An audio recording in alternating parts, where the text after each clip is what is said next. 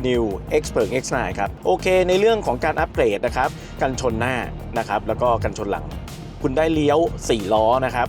ทุกรุ่นย่อยเบาะหนังนับป้านะครับทุกรุ่นย่อยอัปเกรดนะครับใช้ชิปนะครับ Turing AI ที่บอกว่าคำนวณได้เร็วกว่าเดิมถึง3เท่า DC Fast Charge เนี่ยเร็วกว่าเดิมนะครับเป็นแบบ 5-4 แล้วนะฮะซิงเกิลมอเตอร์ขับเคลื่อนล้อหลังนะฮะแรงม้าเนี่ยอยู่ประมาณ342แรงม้านะครับแล้วก็แรงบิดเนี่ยจะอยู่ประมาณ450นิวตันเมตรครับแบตเป็นแบบ LFP นะครับที่พูดไว้แล้วนะครับชาร์จเต็มวิ่งไกล620นั่นนะครับคือเขาจะไม่คมแต่ไปแบบคงลอยๆล่องๆมีเปลี่ยนเลนอัตโนมัติก็ต้องโชว์สิครับโอเคผมขอลองเปลี่ยนดู3 2 1ไปเฮ้ยเปลี่ยนเลยว่ะเจ้านี้มันเปลี่ยนแบบใจคออุ้ยสุดยอดเก่งพอๆกับเทสลาเลยอุ้ยแค่ตัวเริ่มต้นคุณก็ได้ Zero Gravity Seat หนังน้ำป้าแค่นี้คุณก็ฟินแล้วโอ้โหคุณดูฟอกไดแบบอยู่บนรถตู้คุณก็ดูได้อะขอให้มีเน็ตนะครับว้าวสบายมากไปได้อีกลาก่อนสุดยอดเนี่ยคุณนอนท่านี้ยังได้เลยนะที่อยากจะนอนแบบนี้ก็นอนไปค่ายนี้สำหรับคนที่ชอบเทครักเทคเนี่ยก็แนะนำเลยครับว่าเจ้ารถตู้คันนี้ตอบสนองความต้องการคุณได้แน่นอน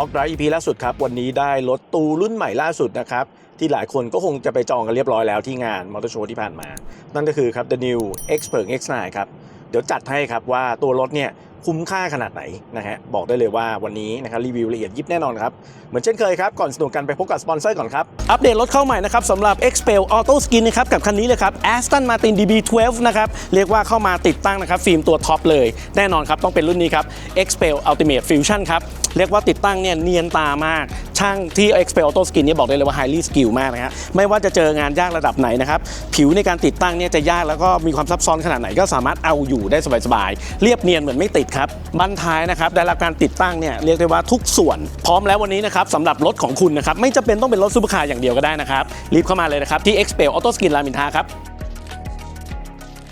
ก็เปิดตัวกันไปเรียบร้อยนะครับที่งานมอเตอร์โชว์นะครับสำหรับ The New Xpeng X9 นะครับเป็นรุ่นที่เรียกได้ว่าเป็นการอัปเกรดแล้วก็เป็นไมเนอร์เล็กๆนะครับแล้วก็เป็นการเปิดตัวพวงมาลัยขวาครั้งแรกของโลกที่ประเทศไทยด้วยผมไปทั้งงานเปิดตัวนะครับที่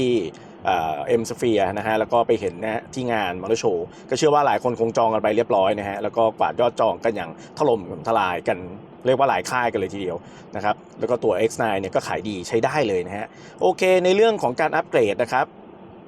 หลักๆเลยนะฮะเราเห็นครับ appearance ภายนอกเนี่ยก็คือจะเป็นการอัปเกรดในเรื่องของกันชนหน้านะครับแล้วก็กันชนหลังหลักๆเลยนะฮะแล้วก็มีการอัปเกรดล้อนะครับขอบ20นิ้วลายใหม่สำหรับรุ่นกลางก็คือ Executive ขึ้นไปจะได้ล้อลายใหม่นะครับรวมไปถึงรุ่นท็อป Luxury All-Wheel Drive นะครับก็จะได้ล้อลาย Starlight Floating ก็ตามนั้นครับสำหรับรุ่นนี้ที่ผมเอามารีวิวนะครับเป็นรุ่นพรีเมียมในรุ่นเริ่มต้นครับในราคาครับ 2,399,000 บาทนะครับสำหรับรุ่นกลาง Executive ก็จะแพงขึ้นไปอีก 200,000 ก็อยู่ที่ 2,599,000 แล้วไปตบท้ายด้วยรุ่นท็อปสุดนะครับ Luxury All-Wheel Drive นะครับก็จะอยู่ที่ 2,799,000 บาทครับเรามาดูกันดีกว่านะครับว่าในรุ่นเริ่มต้นเนี่ยให้อะไรกันมาบ้างนะครับนอกเหนือจากนะครับกันชนหน้ากันชนหลังดีไซน์ใหม่เฉียบขึ้นดูสวยขึ้นรุ่นนี้อันนี้บอกก่อนนะครับล้อจะได้ลายเดิมนะครับจะไม่ได้อัปเกรดล้อลายใหม่ให้นะครับเป็นขอบ20นิ้วลายเดิมครับที่มันเป็นมัลติสโป๊กนะครับแล้วก็ยางนะครับ235แก้ม50 R20 ครับมิชลิน E-Primacy ยางดีอยู่แล้วเจ้านี้ให้ของดีตลอดประมาณนี้นะครับสำหรับภายนอกนะฮะส่วนนะครับดีเทลอื่นๆที่มีการอัปเกรดนะฮะก็จะเป็นเรื่องของนะฮะคุณได้เลี้ยว4ล้อนะครับทุกรุ่นย่อยนะครับที่มันเลี้ยวสวนทางกับทิศทางพวงมาลัยเนี่ย 5.2 องศานะครับใจดีมากผมว่า Xpeng Thailand ทำออปชั่นออกมาดีนะครับแล้วก็ภายในเนี่ยก็เป็นการอัปเกรดนะครับเบาะหนังนับป้านะครับทุกรุ่นย่อยได้หมดครับแม้กระทั่งรุ่นนี้ในรุ่นประหยัดสุดพรีเมียมคุณก็ได้เบาะหนังนับป้าฟินกันไปนะครับแล้วก็ลำโพง X Opera นะครับอัปเกรดเป็น27ลำโพงได้หมดทุกรุ่นย่อยโอ้ผมว่าแม่งโคตรดีพวงมาลัยแบบ2ก้านรุ่นใหม่ดีไซน์ใหม่เอี่ยมแบบนี้ สวยขึ้นเยอะนะฮะไม่เทอะทะไม่พอนะครับมีนะครับสวิตช์ช็อตคัทอีก2สวิตช์ให้ด้วยนะครับขวามือคือ Drive Mode คุณไม่จำเป็นที่จะต้องมาเข้า Drive Mode นะครับปรับที่หน้าจอแล้วนะครับช็อตคัทจากตรงนี้ได้เลยซึ่งดีมากกดได้เลยฮะทวนไปเลยว่าอยากได้โหมดไหนนะครับแล้วก็ปุ่มซ้ายมือนะครับด้านล่างนี้ก็คือนะครับเป็น Zoom นะครับระบบ LCC นั่นเองนะครับ Adaptive Cruise Control นะฮะเพื่อให้มัน Active ได้เลยเนี่ยกดไปปุ๊บก็ทำงานปั๊บเลยนี่มาแล้วแค่นั้นเองไม่จะเป็นต้อง Double Tap นะครับตรงก้านของเกียร์นะครับซึ่งก็เป็นช็อตคัทที่ดีอีกปุ่มหนึ่งครับอัปเกรดนะครับใช้ชิปนะครับ Turing AI ที่บอกว่าคำนวณได้เร็วกว่าเดิมถึง3เท่า750 TOPS ผมไม่รู้หรอก750 TOPS มันเยอะกว่ายังไงแต่เท่าที่รู้เนี่ยปกติแล้วเนี่ยอยู่ในตัว X9 รุ่นก่อนเนี่ยเห็นบอกก็อยู่ราวๆประมาณ200กว่าท็อปอะไรประมาณนี้อันนี้ก็มากกว่า3เท่าอ่ะก็การคำนวณเร็วกว่าก็ยิ่งทำให้รถมันยิ่งฉลาดนะครับก็ยิ่งทำให้ระบบขับขี่พวกAutonomous Driving ก็ยิ่งดีขึ้นอีกเนียนขึ้นอีกและที่สำคัญแน่นอนทุกรุ่นย่อยครับได้อัปเกรดนะครับการ DC Fast Charge เนี่ยเร็วกว่าเดิมนะครับเป็นแบบ5-4แล้วนะฮะ10-80นะครับอยู่ที่12นาทีเท่านั้นเองโอ้โหเรียกว่าเป็นรถตู้ชาร์จไวไฟแรงจริงๆนะฮะถ้าเรียกว่าเร็วสุดในประเทศไทยหรือยังผมว่าณตอนนี้นะฮะเขาคือเบอร์1นะครับโอ้โหประมาณระดับ 5C นี่542กิโลวัตต์แต่สำหรับคันนี้จะดรอปลงมาเล็กน้อยนะฮะเมื่อเทียบกับอีก2รุ่นบนจะอยู่ที่537กิโลวัตต์ครับนะครับ10-80 12นาทีเท่ากันเพราะว่าอีก2รุ่นบนนั้นนะแบตเขาจะใหญ่กว่านะครับเป็น110กิโลวัตต์อาวนะครับส่วนรุ่นนี้จะอยู่ที่94.8กิโลวัตต์อาวนั่นเองนะฮะว้าวมากนะฮะสุดยอดก็ประมาณนี้นะครับบอกเลยว่าไม่ธรรมดาแล้วสำหรับรุ่นอันนี้พูดไว้ก่อนสำหรับรุ่นที่เลนเยอะสุดก็คือรุ่นกลางนะครับในรุ่น Executive เนี่ยแบตเขาได้ที่110กิโลวัตต์อาวไงเป็น NMC นะฮะชาร์จเต็มวิ่งไกลถึง715กิโลเมตร NEDC ครับสำหรับรุ่นนี้ล่ะนะครับแบตจะอยู่ที่94.8กิโลวัตต์อาวชาร์จเต็มวิ่งไกลจะอยู่ประมาณ620กิโลเมตร NEDC ครับผมว่าก็ถือว่าเยอะแล้วแหละถ้าลองคูณสัก 0.7 หรือ 0.8 เนี่ยผมว่าเฉลี่ยจะได้เลนจริงเนี่ยผมว่าทำได้อยู่ประมาณสัก480นะผมว่าผมก็ว้าวแล้วนะสำหรับเลนจริงนะครับสำหรับรถตู้ไซส์ใหญ่ขนาดนี้โอเคอันนี้ก็คร่าวๆนะครับส่วนในเรื่องของสเปคของคันนี้นะฮะมันเป็นแบบซิงเกิลมอเตอร์342แรงม้านะครับแล้วก็แรงบิดเนี่ยจะอยู่ประมาณ450นิวตันเมตรครับแบตเป็นแบบ LFP นะครับเมื่อกี้พูดไว้แล้วนะครับอยู่ที่ 94.8 นะครับชาร์จเต็มวิ่งไกล620นะครับแล้วก็ชาร์จไฟเนี่ยก็เมื่อกี้ก็พูดไปคร่าวๆแล้วนะฮะ10-80-12นาทีเท่านั้นครับผมก็เรียกว่าใช้ได้เลยคุณอย่าลืมนะครับว่ารถคันนี้เทคโนโลยี800โวลต์ด้วยนะครับนั่นแหละครับคือสิ่งที่ดีมากๆอยู่แล้วนะฮะที่เป็นทุนเดิมและที่สำคัญทุกรุ่นย่อยลืมพูดไปอีกเรื่องหนึ่งได้นะครับช่วงล่างแบบ Air Suspension แบบ Dual Chamber นะครับที่นุ่มนวลชวนฝันเหลือเกินถามผมว่าครึ่งชั่วโมงแรกที่ผมขับรถคันนี้มานะครับตั้งแต่ที่ออฟฟิศมาจนถึงจุดนี้เนี่ยรู้สึกยังไงนะฮะก็ดื่มด่ำแล้วก็มีความรู้สึกว่าต้องปรับตัวเยอะนะครับกับการขับรถตู้ X9 ที่มีช่วงล่างแบบ Dual Chamber คันนี้นะครับเพราะว่ามันนุ่มเหลือเกินแล้วก็โครงนะฮะขับช้าๆเนี่ยยิ่งเป็นครั้งแรกที่กระโดดขึ้นมาขับเลยจะรู้สึกว่าแบบยังไม่ค่อยชินเท่าไหร่เพราะว่ามันเหมือนแบบไม่ค่อยคอนเน็กไม่ค่อยสื่อสารอะไรกับเราขับรถคันนี้มันรู้สึกว่าเหมือนขับเรือนะฮะมันจะไปแบบโครงๆล่องลอยนะฮะการยุบยืดของช่วงล่างเนี่ยก็จะไม่ได้สัมพันธ์กับผิวถนนมากเพราะว่าเลยบัมไปแล้วแต่เขาก็ยังไกลดิ้งแบบล่องลอยแบบอารมณ์แบบโกหกเราอะประมาณนั้นนะฮะขับรถคันนี้ผมมองว่าใจเย็นๆดีกว่านะฮะค่อยๆปรับตัวเขาไปเรื่อยๆแล้วเดี๋ยวคุณจะชินเองหรือถ้าไม่ถนัดนะฮะเข้ามาปรับในโหมด individual เดี๋ยวค่อยว่ากันในเซสชันหน้าให้ฟังครับ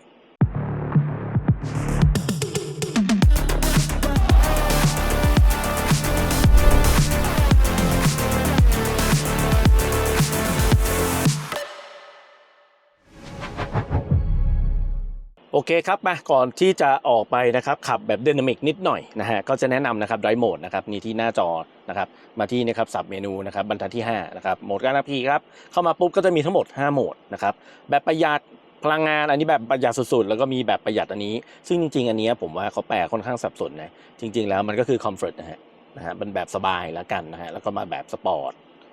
ครับผมแล้วก็มาแบบกำหนดเองนะครับทั้งหมด4โหมดกำหนดเองเรามาดูกันดีกว่าว่าป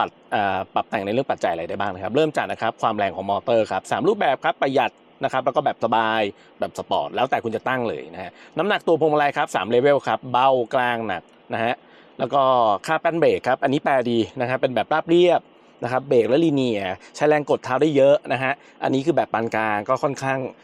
เข้ากัดเบรกเร็วขึ้นมาอีกนิดนึงส่วนคมแปลว่ากัดทันทีตามเท้านะฮะอาจจะหัวจึกนิดนึงนะฮะแบบนี้แล้วแต่ชอบแล้วแต่ปรับแต่งเลยนะฮะแล้วก็ความสูงนะครับแน่นอนครับก็เป็นair suspension 2 chamber นะครับที่สามารถปรับความสูงต่ำได้สูงสุดนะครับ40มิลเลยแล้วก็ต่ำสุดครับอยู่ที่-30 มิลนะครับโหเลยว่าเลนมันกว้างมากนะครับแล้วก็สิ่งที่ผมชอบแล้วก็เคยพูดมาตั้งแต่เจนแรกแล้วสำหรับ Xpeng นะฮะนั่นก็คือครับนอกจากจะปรับนะครับความแข็งอ่อนของโชคอัพได้อิสระแยกกับเขาเรียกว่าความหนืดนะฮะของโชคอัพแยกจากกันได้ด้วยนะฮะคุณจะปรับสูงปรับต่ำอะไรก็แล้วแต่นะฮะแต่คุณสามารถปรับแต่งความเพราะว่าความแข็งอ่อนของช่วงล่างได้เองนะครับนี่ครับแบบแข็งสุดก็สปอร์ตปกติครับแล้วก็แบบนุ่มนวลนะครับส่วนตัวผมตั้งแบบสปอร์ตเลยรถคันนี้ผมเลคคอมเมนต์เลยแล้วกันเพราะว่าช่วงล่างเขาคาแรคเตอร์เนี่ยโหเรียกว่านุ่มนวลค่อนข้างติดไปทางยบยากพอสมควรนะฮะส่วนตัวผมชอบการคอนโทรลและการขับขี่แบบช่วงล่างที่มันดูกระชับนะฮะก็คือปรับแบบสปอร์ตเดี๋ยวค่อยเล่าให้ฟังว่าปรับแบบสปอร์ตแล้วเป็นยังไงนะครับแล้วก็ X Pedal แน่นอนครับสามารถปรับแต่งเรื่องของ Regen ได้นะครับ3 เลเวลครับต่ำปานกลางสูงแล้วก็ปิดการใช้งานไปเลยก็ได้นะครับก็ประมาณนี้นะฮะก็ถือว่าปรับได้ละเอียดพอสมควรเลยนะฮะแล้วแต่เราจะชอบแล้วชอบอะไรก็เซตไปอันนี้ก็ยังมีโหมดในการขับขี่บนถนนเปียกลื่นโดยเฉพาะนะครับอย่างเช่นพวกหิมะหรือถนนเปียกลื่นมากๆระบบก็จะให้ระบบพวกESC นะครับเข้าทำงานได้อย่างเรียกว่ารัดกุมมากขึ้นทำให้ขับขี่ปลอดภัยอะไรประมาณนี้ครับง่ายๆเรากันไปกันแบบสปอร์ตแล้วกันซึ่งดูครับสปอร์ตนี่เขาตั้งแบบนี้หมดเลยเบรกก็จะคมด้วยเดี๋ยวผมลองดูเพราะผมยังไม่เคยขับเบรกคมเลยเมื่อสักครู่นะฮะนี่โหลดเตี้ยมานะครับน่าจะนะครับนี่ยังไม่เตี้ยสุดนะครับ-15 มิลปกติของเขานะครับแล้วก็ผมขอปรับเพิ่มอีกนิดนึงคือขอให้ช่วงล่างเนี่ยเป็นแบบสปอร์ตไปเลยดีกว่านะเอาประมาณนี้แล้วก็รีเจนอยู่กลางๆโอเคเราไปดูกันว่าในการปรับแต่งในโหมดลักษณะแบบนี้แล้วฟีลลิ่งมันจะเป็นยังไงคันเร่งกระตือรือร้นขึ้นเยอะเลยเนี่ยกดปุ๊บมานะครับตลอดทางที่ผมขับนะครับครึ่งชั่วโมงก่อนหน้านะฮะผมก็ใช้โหมด Comfort นะเอาแปลแบบไม่สับสนเพราะว่ามันมี2ประหยัดเดี๋ยวคุณจะงงว่าประหยัดตัวไหนนะฮะป้ายลงแล้วป้ายนี่กดปุ๊บได้ยินเสียงเอียดอาร์นะครับ346ม้านะครับโหก็ถือว่าตื่นตัวนะครับแรงบิด410นิวตันพุ่งทะยานใช้ได้ครับแต่ตัวรถเนี่ยไปแบบผมพูดตรงๆผมมีความรู้สึกว่าเหมือนผมไม่ได้ขับรถเลยอะ เหมือนขับเรือฮะมันไปแบบลอยล่องนะฮะแล้วก็ผิวถนนเนี่ยฟีลของถนนเนี่ยผมบอกได้เลยว่าเขากรองไว้ซะจนเยอะมากอ่ะจนเราแทบจะไม่ได้สัมผัสถึงผิวหรือความบั๊มนะครับของถนนเลยนะฮะเรียกว่าอย่างนี้แล้วรถคันนี้เนี่ยฮะพอชูดเร็วๆเนี่ยมันเหมือนมีปัจจัยหนึ่งซึ่งก่อนที่ผมจะมารีวิวเนี่ยขับมาครึ่งชั่วโมงอ่ะมันมีช่วงที่ผมกดคันเร่งไปแบบไม่รู้ตัวนะขึ้นไป130 140ผมไม่รู้สึกตัวเลยนะว่ามันขึ้นไปถึง130 140แล้วยังรู้สึกว่ามันเหมือนขับแบบเรื่อยๆอยู่เป็นเพราะว่าการเก็บเสียงที่เรียกว่าดีจนอาจจะปิดกั้นความรู้สึกเราบางอย่างนะฮะกับความเร็วของรถที่มันกำลังเกิดขึ้นจริงเรียกว่าอย่างนั้นคือ130 140รถคันนี้รู้สึกว่ามันไม่รู้เรื่องเลยอะเรียกว่าอย่างนั้นเพราะว่าการระบบซับเสียงระบบกันเสียงอะไรพวกนี้มันดีมากเลยอะลองขอแซงนิดนึงช้ามากนะครับปื๊ดขึ้นไปโอเคนะเร่งแซงก็ปาดเปรียวอยู่ใช้ได้นะครับนี่ฮะลองดูพวงมาลัยนะฮะเดี๋ยวนะรถค่อนข้างเยอะตอนนี้ความเร็วประมาณ100นิดๆนะฮะเดี๋ยวขอลองเปลี่ยนเลนดูนะครับ3 2 1นั่นนะครับคือเขาจะไม่คมแต่ไปแบบคงลอยล่องนะฮะเป็นอารมณ์ลอยล่องนะฮะแล้วก็เราไม่ได้คอนเน็กกับทั้งพวงมาลัยแล้วก็สะโพกผมไม่ได้สื่อสารอะไรกับตัวแชสซีอะไรมาก3 2 1แต่ฟีลดีกว่าเมื่อสักครู่ตอนแรกที่ผมนะครับปรับเป็นแบบไม่ได้โหมดสปอร์ตนะฮะแล้วก็แต่ผมปรับช่วงล่างแข็งสุดแต่ความสูงผมปกติแต่ตอนนี้ความสูงมันเตี้ยลงมาหน่อยผมกลับรู้สึกว่าอาการโครงมันน้อยลงนะขอลองอีกที3 2 1กระชับขึ้นครับอันนี้ผมแนะนำนะสำหรับคนที่ชอบการขับขี่แบบคอนโทรลแล้วก็ไดนามิกหน่อยๆแบบนี้ดีกว่าครับดีกว่าที่คุณปรับให้มันอยู่ความสูงปกติ แค่ความสูงปกติแบบปกติเขาเลย default setting ที่อยู่ที่ศูนย์เนี่ยผมกลับรู้สึกว่าตัวรถเนี่ยมีอาการที่ล่องลอยและโครงนะฮะมีความรู้สึกว่าไม่ค่อยชอบนะฮะแต่พอปรับเป็นแบบฮาร์ดคอร์สุดของเขาแล้วเนี่ยนะครับเอาเตี้ยผมว่าเอาเตี้ยสุดเลยได้ไหมเนี่ยไม่ยอมนะเขาไม่ยอมอันนี้ตอนนี้ได้-15 มิลผมว่าฟีลดีขึ้นเยอะเหมือนcenter of gravity มันต่ำลงรถมันเตี้ยลงฮะมันก็เลยรู้สึกว่าอาการโครงพลางตัวลงไปอีกหน่อยดีขึ้นนะครับแล้วก็ตั้งให้แข็งสุดเลยเนี่ยมันก็จะเป็นฟีลแบบ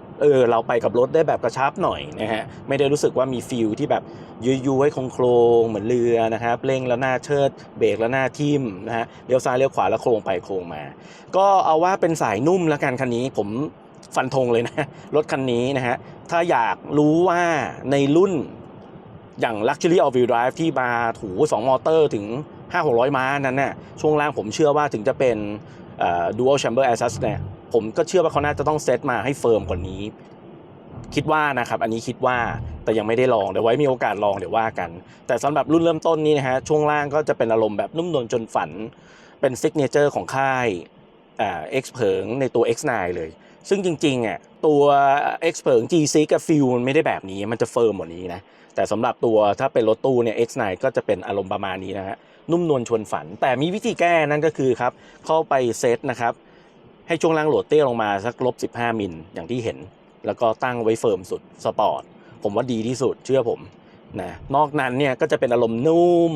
มากๆแล้วลงไปจนถึงนุ่มยวบยาบเลยนะฮะผมว่าในโหมดธรรมดาเขาก็นุ่มมากแล้วนะแต่ถ้าลงไปถึงแบบโอ้โหเอาสูงสุดแล้วคุณยังจะมาขับแบบนุ่มนวลมากๆเนี่ยคงแบบโอ้โหโครงมากๆเลยประมาณนี้นะครับส่วนความแรงของมอเตอร์เนี่ยผมก็ถือว่าไม่ได้แรงจัดจ้านอะไรมากเพราะน้ำหนักตัวที่เขาแบกเนี่ยก็ค่อนข้างเยอะอยู่แล้วนะฮะก็ไปกันแบบนุ่มนวลชวนฝันละกันพวงมาลัยเป็นยังไงไม่ได้คมนะฮะเป็นอารมณ์แบบเบาแรงคอนโทรลแล้วขับนานๆคุณไม่เหนื่อยช่วงล่างเน้นนุ่มนวลเป็นหลักแต่พอปรับแข็งตึงสุดๆโหลดเตี้ยสุดๆเรียกว่าพอหลับได้แต่ก็ไม่บู๊นะครับอันนี้ผมก็ไม่แนะนำสำหรับคนที่เป็นแบบสายซิ่งนะฮะผมว่าถ้าคุณเป็นสายซิ่งเราเรียนกันตรงๆตัว009นะฮะช่วงล่างจะเฟิร์มกว่านี้ประมาณนี้แต่คันนี้ถ้าเป็นสายเทคก็ว่ากันอีกทีโอเคครับเดี๋ยวเรานะครับมาเช็คกันว่า0-100นะครับกี่วิแล้วก็80-120กี่วินาทีจัดให้ครับโอเคตอนนี้อยู่ในโหมดสปอร์ตเรียบร้อยแล้วนะฮะไม่มีอะไรปรับมากไปกว่านี้นะฮะโอเคพร้อมนะครับ3 2 1ไปตอบสนองค่อนข้างทันทีนะครับแต่อาจจะไม่ได้สปอร์ตตี้อะไรมากขึ้นไปแล้วครับ90ถึง 7.63 เร็วมากนะสำหรับการเป็นรถตู้นะเฮ้ยผมว่าไม่ธรรมดา 7.63 อยู่ในเลนพวกรถไฟฟ้านะครับประมาณ200ม้านะคันเล็กกว่านี้พร้อมนะครับรอบ2 3 2 1ไปโอ้โหขึ้นเรื่อยๆนะครับคันนี้ขึ้นเรื่อยๆแต่ขึ้นต่อเนื่องถึง 7.60 โอ้โหโคตรแม่น2รอบนี่เป๊ะเลยนะครับ 7.63 7.60 เสถียรมากครับแบตตัวนี้ 83% นะครับรอบ3ครับ3 2 1ไปขึ้น70 80 90ถึง 7.63 โอ้โหเสถียรสุดๆเรียกว่าเท่ากัน3รอบเลยคุณนะครับทำตอนแบต 83% ครับก็เรียกว่าเสถียรเชื่อถือได้ครับโอ้โหเร็วแล้วนะครับสำหรับเป็นรถตู้นะครับ2 ตันกว่าๆแบบนี้ไซส์ใหญ่โตนะครับโอ้โหกับอัตราเร่งจากจุดหยุดนิ่ง0-100 7.63 ครับเยี่ยมมาดูตรงนี้ต่อนะครับ Dual Air Suspension นะครับแบบ2 Chamber Dual Chamber นะครับเป็นยังไงป้ายโอ้โหแทบจะโกหกทุกอย่างมันโกหกคุณทุกอย่างนะฮะก็เรียกว่าลงไปนี่แบบเหมือนโครงขึ้นโครงลงโครงขึ้นโครงลงเฉยๆแบบซอฟต์สบายครับแม็กขอบ20แก้ม50เอาอยู่มีเลี้ยวล้อหลังคุณเห็นป่ะแม่งกับรถนี่คืออย่างกับรถเล็กพร้อม3 2 1ป้ายส่งดีมากครับตอบสนองทันที 3.65 บ้าไปแล้วรถตู้คันใหญ่ยาวแบบนี้ 3.65 เหลือครับ โอเค120กว่าเบรกนิดนึงเข้าไปประมาณสัก90โอ้โหเหลือบานออกนิดนึงสุดยอดนี่แกล้งเขานะพร้อมนะครับ3 2 1ไปฟืดถึงก่อนยูเทิร์น 3.46 กับ 3.6 ใช่ไหมสุดยอด โอ้ไอเรื่องความเร็วนี่ไอรถไฟฟ้านี่มันสุดจริงๆยุคนี้นี่ฮะยูเทิร์นแคบมากครับเดี๋ยวปั้นนิดหนึ่งปึ๊บพร้อมนะครับ3 2 1ไปอยู่83ไม่เป็นไรตามนั้นแหละยิงยาวไปเลย3.63นะครับใกล้เคียงกันไม่เป็นไรรอบ3ผมอาจจะไม่ได้เป๊ะเท่าไหร่แต่โดยเฉลี่ยอยู่ประมาณ3กลางคุณเหลือๆครับสำหรับการเร่งแซงปลอดภัยแน่นอนครับขับออกต่างจังหวัดเจอเลนสวนนะครับโฉบออกไปดูให้ดีกดแป๊บเดียวครับ3 วิครึ่งแซงขาดสบายๆครับประมาณนี้ครับโอเคครับเรามาดูระบบ Adaptive Cruise นะครับที่ชาญฉลาดขึ้นนะเพราะว่าได้ชิป Turing AI ตัวใหม่นะครับคำนวณเร็วกว่าเดิม3 เท่าเดี๋ยวลองดูผมช็อตคัทที่ปุ่มนี้เลยแล้วกันนะครับเพื่อเรียกระบบนะครับ Adaptive Cruise ขึ้นมากดไปเลยครับทีเดียวมาเรียบร้อยครับรถอยู่ในเลนนะครับกราฟิกขึ้นจอผมเพิ่มความเร็วโทษทีรถคันหลังตามมาอาจจะตกกระจายผมเอาประมาณสัก100 นึงเลยลองดูว่าฉลาดแบบนี้มันจะควบคุมความเร็วได้ดีขนาดไหนด้วยเปิดหน้าจอกลางมาก็จะเห็นนะครับว่าเส้นสีน้ำเงินขึ้นชัดเจนเส้นประถนนชัดเจนระบบก็จะทำงานได้เต็มประสิทธิภาพผมตั้งความเร็วไว้100นะครับตามขึ้นกราฟิกเลยสบายอยู่แล้วนะฮะในภาวะที่ขับตามกันแบบนี้ระยะห่างคันหน้าเรียกว่าดีพอสมควรตอนนี้นี่น่าจะเลยประมาณ15 วิก็ขึ้นมาแล้วครับว่าโปรดจับพวงมาลัยแต่ไม่มีอะไรเตือนเนาะเขียนแค่เป็นตัวหนังสือไทยขึ้นมาแบบเงียบๆไม่มีเสียงไม่มีวิชวลเตือนอะไรเลยนะฮะแค่นั้นเองครับเตือนแบบว่าผิดชอบนะคุณก็ต้องรู้ไว้ก็ประมาณไม่เกิน20 วิเขาก็เตือนจะเตือนขึ้นมาให้จับพวงมาลัยนะครับมีเปลี่ยนเลนอัตโนมัติก็ต้องโชว์สิครับตอนนี้มีรถหลังมาเดี๋ยวก่อนโอเคผมขอลองเปลี่ยนดู3 2 1ไปเฮ้ยเปลี่ยนเลยว่ะเจ้านี้มันเปลี่ยนแบบใจคอใช้ได้เลยนะครับเร็วพอเทสลาเลยนะฮะเมื่อกี้เขาดีเทคได้นะครับไม่มีรถหลังนะครับนี่ผมแกล้งปั๊บออกไหมไม่ออกนะครับมีแท้ง300มาหายไปเลยเห็นไหมฉลาดเอาไปแท้ง300ไปแล้วออกครับเขารอแท้ง300ไปนะครับเกินรัศมีที่อันตรายนะฮะพอได้ปุ๊บก็ออกเลยสุดยอด เก่งพอๆกับเทสลาเลยเยี่ยมมากเลยแล้วเหมือนเดิมนะพอเราอยู่ในระบบเนี่ยครับ ACC นะผมว่าเขาจะติดกินซ้ายเล็กๆนะเท่าที่ผมดูตอนนี้นะฮะนิดนึงเหมือนประมาณว่าจะมาอยู่เลนกลางมากกว่าที่จะชิดขวานะครับนิดนะฮะนิดตอนนี้ความเร็วก็ตั้งอยู่100นะครับผมก็ไปเรื่อยๆเลยเนี่ยแทบไม่จับพวงมาลัยเลยเขาเตือนให้จับข้างหน้าโค้งแล้วนะครับความเร็ว92ครับดูซิ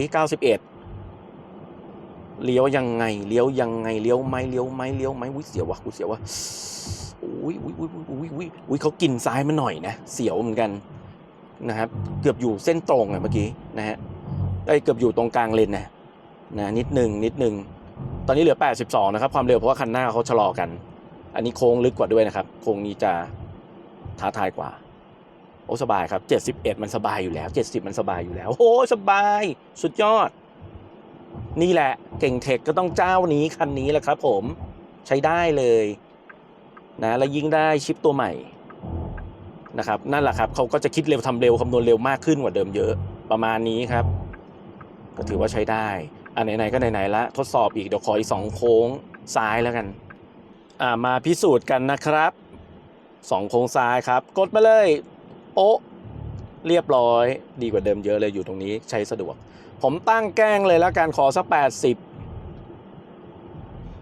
เลยไปเลี้ยวไหมโอ้เยี่ยมฮะเขาดรอปความเร็วลงเหลือ68 67 70แล้วไต่ไปเรื่อยๆครับดีมากสบายครับโค้งนี้ยากกว่าโค้งหน้าอยู่แล้วแหมโปรดจับพวงมาลัยใช้ได้ครับใช้ได้นะฮะเขาก็เข้า approach ไปด้วยความเร็วที่ไม่มากผมตั้ง85ไง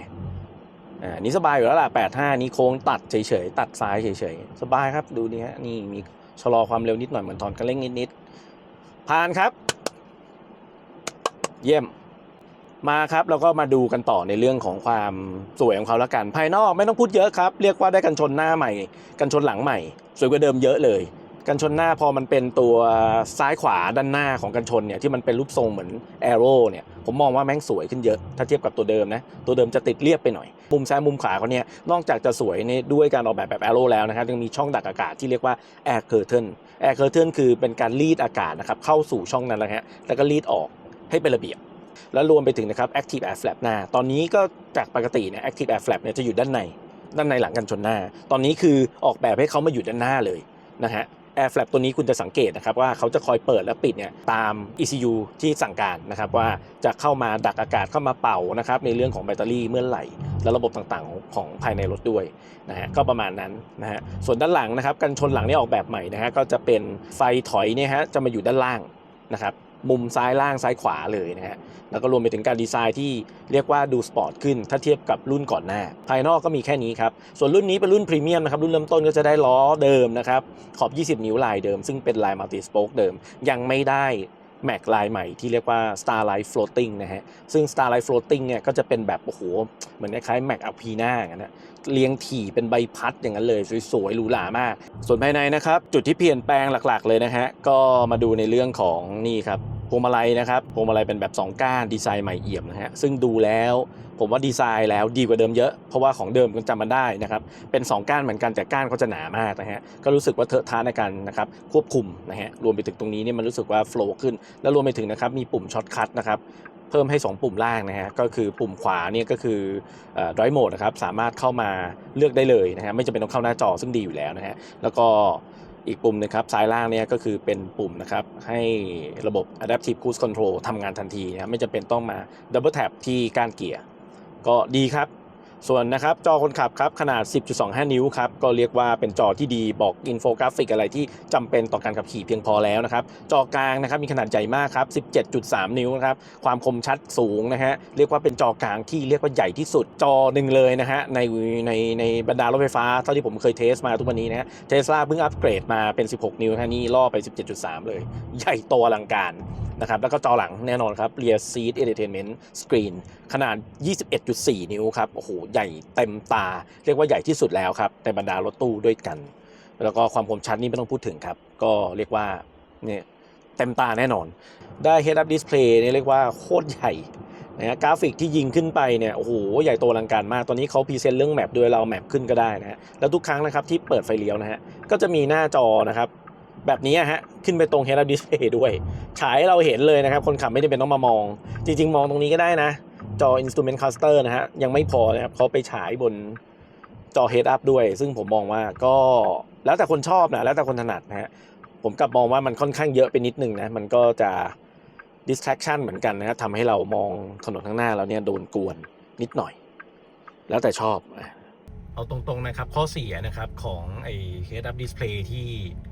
นะครับเราตั้งให้เขานะครับโชว์ตอนที่เวลาเรากดไฟเลี้ยวแล้วขึ้นจอเนี่ยที่มันจะขึ้นมาเป็นอย่างนี้เลยผมกลับมองว่านะฮะก็จะมีผลเสียเหมือนกันเนี่ยดูตามที่ผมถ่ายเลยรู้สึกว่านะครับมันจะบดบังนะครับทัศนวิสัยตอนขับขี่เหมือนกันเลยนะก็เลยรู้สึกว่าไม่ค่อยโอเคเหมือนกันนะจะเปิดจะปิดก็แล้วแต่เลยนะครับเนี่ยเวลาเราเปิดขวาทีก็จะขึ้นนะครับแบบนี้ขึ้นมาซ้ายทีก็ขึ้น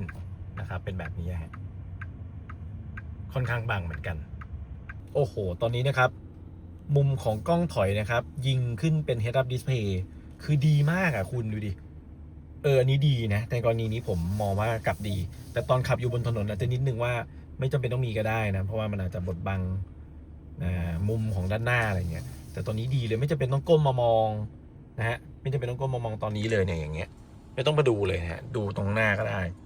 โอ้โหเหลือๆดีมากนอกจากนั้นนะครับเราก็มาดูนะฮะก็จะเป็นในเรื่องของเบาะนั่งนะครับที่อัปเกรดเป็นเบาะหนังนับป้าที่พูดไปตั้งแต่ต้นคลิปนะฮะฟีลเป็นยังไงโอ้โหรู้สึกว่าแค่จับสัมผัสเราก็รู้สึกว่ารถมันหรูหราจริงๆคุณภาพงานหนังนี่พรีเมียมนะครับเรียกว่า Expert จัดเต็มสำหรับคนที่ไว้ใจแบรนด์โอ้โหผมว่าดีมากเลยให้ทุกรุ่นย่อยนี่รุ่นเป็นรุ่นล่างสุดด้วยนะครับราคา 2.399 เองก็ได้เบาะหนังนับป้าแบบเดียวกับรุ่นกลางและรุ่นท็อปเลยเบาะนี้นะครับก็จะมีระบบนะครับที่เรียกว่าเอาใจสุดๆครับนี่มาดูกันโอ้โหมีทั้งเบาะเย็นเบาะอุ่นครับผมให้มาพร้อมเลยนะครับ4ที่นั่งนะครับแถวแรกแล้วก็แถว2นะฮะแถว3นะครับยังได้เบาะอุ่นให้อีกด้วยอีก3ตำแหน่งโอ้โหเรียกว่าเป็น7ที่นั่งเรียกว่าสุด Exclusive เลยจัดเต็มสุดยอด แล้วก็เครื่องเสียงครับ X Opera อัปเกรดเป็น21ลำโพงนะครับทุกรุ่นย่อยโอ้โหก็เรียกว่ากระหึ่มรอบทิศทางคอนโซลในการออกแบบนะครับก็ยังอิงจากตัว X9 ที่ออกมาก่อนหน้านี้นะครับแล้วก็ลายไม้นะครับอัปเกรดนะครับก่อนหน้านี้ก็จะเป็นพวกลายไม้พิมพ์ออกมานะครับไม่ใช่ลายไม้แท้แต่ณวันนี้นะครับใช้ลายไม้ที่ทำจากไม้แท้ๆครับเป็นไม้ชนิดเดียวกับที่ทำไวโอลินหรูหราเลยครับช่องแอร์ที่ดูแล้วเท่หรูหราไม่เหมือนใครหน้ากากแอร์นี่หล่อจริงๆแล้วก็เหมือนเดิมครับการปรับแอร์จะต้องมาปรับที่หน้าจอซึ่งก็ยิงตรงบ้างไม่ตรงบ้างอันนี้ก็ไม่ว่ากันนะครับแล้วก็มี wireless charger นะครับ2ตำแหน่งให้ด้วยนะครับดีมากนะครับที่วางแก้วดีอะไรดีนะครับมีเป็นแบบ floating นะครับแบบคอนโซลนะฮะซึ่งออกแบบได้ดีแล้วก็ด้านล่างโล่งโปร่งวางกระเป๋าผมเนี่ยไซส์ใหญ่ได้สบายผมชอบมากรถอะไรก็ตามที่ออกแบบที่เป็นรถครอบครัวเนี่ยรถใช้งานแล้วมีเกะเจ้าตัวนี้มีช่องตัวนี้คือ perfect มากๆนะครับแล้วก็ที่วางแขนพอมันเขาเรียกว่าอินดิเกตรวมกันลักษณะแบบนี้กับที่วางแก้วเนี่ยคุณจะวางตรงตำแหน่งไหนก็ได้ไม่ว่าจะเป็นคุณเป็นคนตัวเล็กแบบผมนะครับข้อศอกคุณก็ยังได้วางนะฮะไม่ใช่ว่ามันเลยมาละคุณจะวางไม่ได้อันเรื่องนี้มักจะเป็นปัญหาสำหรับคนตัวเล็กนะฮะแต่คนตัวใหญ่นี่ไม่มีปัญหาอยู่แล้วนะครับแล้วก็รวมไปถึงนะครับการออกแบบเบาะนั่งนอกจากจะใช้หนังนับป้าเกรดดีแล้วเนี่ยผมว่าเบาะเขาความนุ่มนะความหนาความแน่นของคูชั่นนะครับไม่ว่าเป็นคูชั่นรองนั่งหรือว่าพนักพิงผมมองว่าทำได้ดีมากขับไกลๆไม่เหนื่อยเอางี้แล้วกันแล้วเปิดแอร์เย็นๆเป่าหลังนะโอ้โหฟินสุดๆผมชอบมากและอีกอย่างหนึ่งรถคันนี้นะเก็บเสียงดีมากนะครับเป็น Acoustic Glass แทบจะทุกบานผมขับเร็วเหมือนที่เมื่อกี้บอกนะครับว่ากดไปเนี่ยประมาณสัก130-140นี่ไม่ค่อยรู้เรื่องเลยนะมันเป็นรถที่พูดง่ายๆเก็บเสียงดีมากครับมันก็เลยทำให้เรารู้สึกว่าพอเราขับเร็วๆเนี่ยไม่ได้รู้สึกว่ามันเร็วเพราะปกติแล้วเซนส์ในการขับเร็วเราอาจจะจับเสียงได้จากพวกลมที่ลอดเข้ามาแต่คันนี้นะครับเจ้า X9 มีระบบซับเสียงนะครับเก็บเสียงได้ดีมากนะครับนอกจากนี้ก็คือความพรีเมียมทุกอย่างในทุกดีเทลนะฮะด้านหน้าก็จะมีซันรูฟสำหรับคนขับด้วยแล้วก็ด้านหลังนะครับก็จะเป็นพาโนรามิกกลาสรูฟแผ่นใหญ่จัดเต็มแล้วก็แถว2นี้จัดเต็มอยู่แล้วนะครับคันนี้เป็นแบบ7ที่นั่งนะครับเป็นแบบ walk through access มีช่องกลางให้สามารถเดินผ่านเข้าไปที่นั่งหลังได้นะครับสำหรับคนที่มองว่าชอบแบบนี้อยากได้แบบ7ที่นั่งที่มีช่องทางเดินกลางจัดไปครับรุ่นย่อยคันนี้ให้คุณได้หมดครบทุกอย่างเบาะหนังนับป้าด้วยนะฮะแล้วก็เบาะคู่กลางนี่แน่นอนครับมีฟีเจอร์ Zero Gravity Seat นะครับกดไปปุ๊บเนี่ยฟินเลยอยู่ในแองเกิลที่สะดวกสบายยืดขาสบายทิวเอนกำลังดีไม่ได้นอนเกินไปทำให้เรารู้สึกว่าผ่อนคลายมากส่วนแอร์หลังนะฮะก็ยังเป็นซิกเนเจอร์ของ X เผิงอยู่ดีนะครับที่เป็นแอร์ที่กระจายแรงลมความเย็นแบบไม่ Impact ไดเรกเข้ามาหาเราจนแบบบางคนจะเป็นความรู้สึกว่าไม่ชอบแอร์เป่าจ่อไงนะฮะเจ้าแอร์ตัวนี้มันจะเป็นเทคโนโลยีเหมือนที่เราเห็นพวกตามพวกแอร์ดีๆเจ๋งๆเหมือนพวกซัมซุงหรืออะไรอย่างเงี้ยที่มันจะเป็นการกระจายแรงความเย็นเนี่ยแบบทั่วทั้งห้องนะฮะมันจะเป็นลักษณะไม่ไดเรกทำให้เราคุณผู้หญิงโดยเฉพาะคนผู้หญิงเนี่ยจะไม่ชอบนะเขาก็จะรู้สึกว่าจ่อแอร์มากๆเขาจะปวดหัวอะไรประมาณนี้ก็เป็นความใส่ใจเล็กๆน้อยๆที่ดีนะฮะแล้วรวมไปถึงจอหลังที่ใหญ่สุดแล้วในบรรดารถตู้ด้วยกันเรียกว่าเต็มตาเต็มอิ่มครับประมาณนี้โอเคเดี๋ยวผมขอลองไปนั่งหลังให้ดูเลยดีกว่านะฮะรอๆกันครับตอนนี้ผมก็มานั่งนะครับแถว2เรียบร้อยนะฮะกับเบาะโซฟานะครับแต่รุ่นนี้ยังไม่ถึงกับเป็นแกรนด์โซฟาเหมือนในรุ่น Luxury All Wheel Drive ครับแต่แค่นี้สำหรับผมก็มองว่าสบายสุดๆแล้วนะครับความกว้างของเบาะนะครับตอนนี้ผมนั่งได้สบายไซส์ผมสูง165นะครับก็เรียกว่านั่งสบายมากๆเบาะหนังนับป้าแน่นอนครับหรูหราอลังการตัดเย็บเป็นตะเข็บแบบคอนทราสต์ออกมาด้วยสวยงามมากนะครับไลเนอร์เป็นสีสว่างนะครับแล้วก็เป็นวัสดุแบบอารมณ์แบบคล้ายๆนะครับอะคันธาร่าเป็นสีเบจขาวโพลนสวยงามภายในดูดีมากเล็กรูมเหลือโหเรียกว่าคนสูงใหญ่180สูงสัก180 185นะครับขึ้นไปเนี่ยนั่งสบายแน่นอนนะครับสับขาสบายๆเลยวู้นะฮะแล้วก็แน่นอนครับเบาะคู่นี้นะฮะมีฟังก์ชัน Zero Gravity กดไปปุ๊บคุณก็จะ Enjoy ปั๊บนอกจากนี้นะครับยังมีฟีเจอร์นะครับเบาะเย็นเบาะอุ่นนะครับเบาะนวดนะครับสามารถเลือกโปรแกรมการนวดได้เยอะแยะมากมายนะครับแล้วเป็นปุ่มเป็นแบบ Physical Button นะครับซึ่งง่ายต่อการใช้งานนะครับZero Gravity กันเลยแล้วกันลองดูปุ๊บ